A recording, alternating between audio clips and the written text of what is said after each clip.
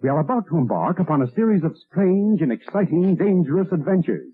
Adventures that will lead us to all parts of the world. Hello and welcome to another Bad Comic Review. This time we're looking at Star Trek Red Shirts Issue 1. This is a 2025 series from IDW, written by Christopher Cantwell, art by Medan Levens, colors by Charlie Kirkoff, letters by Jodie Troutman, group editor Heather Antos, editorial assist Cassandra Jones. I have cover A by Chris Shehan. It's a really good cover. It got me to buy the book, even though it's just kind of a pinup. It doesn't tell you anything about the book. And I paid closer attention and saw this was by Christopher Cantwell, I probably would not have bought it. He is way too hit and miss the majority of the time for me. So we start off with a red shirt getting mauled by a monster because he got stranded on a planet for about a week, and then we see some overly gruesome deaths of various red shirts. Then we actually start to kind of get into our plot, and we go to Arconia 89, where a lone security officer is keeping an eye on a satellite receiver from 1986,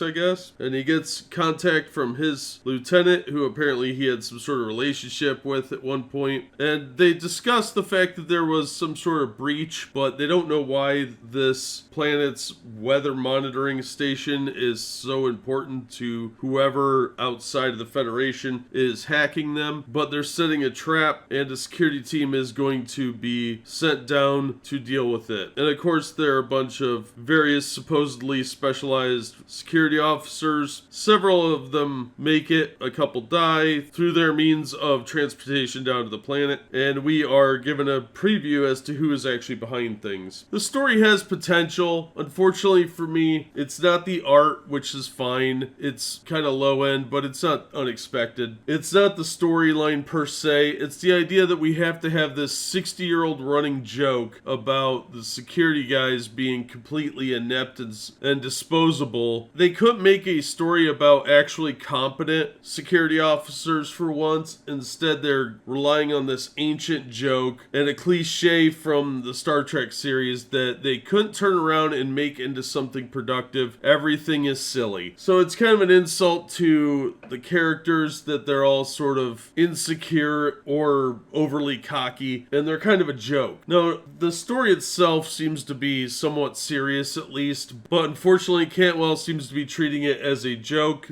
tongue-in-cheek though it may be, that is a bit tiresome. Why can't they just make the guys look competent and have an actual adventure instead of a bunch of buffoonish clowns running around getting killed in what is allegedly supposed to be comical manners? Yeah, some of them would likely die on a real mission, but they couldn't make it interesting with competent people. But I guess that's what we're getting from IDW's Star Trek now, is a bunch of people working through their own insecurities, writing comic books about other characters that now have all those same insecurities. So I'm really disappointed with the fact that they're relying on this television storytelling MacGuffin and 60-year-old joke to really push this series. So hopefully that's going to kind of turn around and we'll actually see some competency from the characters and it won't be completely silly. I'll probably track down issue 2. I'm a couple months behind on this one. Overall, I don't think it's worth the cover price because $5 is a bit much for a joke that a fanzine could have written in 1985. So I'm not going to recommend running out and tracking this down for any Star Trek fan, but if you like the idea of red shirts being incompetent halfwits, then it's probably for you. Otherwise, I'd say get it out of a bargain bin for about $1, maybe $2, and you'll feel a little bit better about your purchase. The cover's cool, but it doesn't salvage the book. The interior art is better than a lot of IDW books, but still needs a little bit of work. I'll give it a little bit of grace on that front because they're a smaller publisher, and the storyline does have potential, but beyond that, if you can't get it for $2 or less, I would say just pass on this one until you can find it at that price. But that's going to do it for this episode. Thank you so much for listening and supporting the channel. If you enjoyed the episode, hit the like button. Don't forget to subscribe so you don't miss future reviews. If you'd like to support the channel in other ways, links are in the description to various support methods. If you're watching this on YouTube, you can join the membership, or you could send a super thanks as well. And as always, we hope to see you on the next one.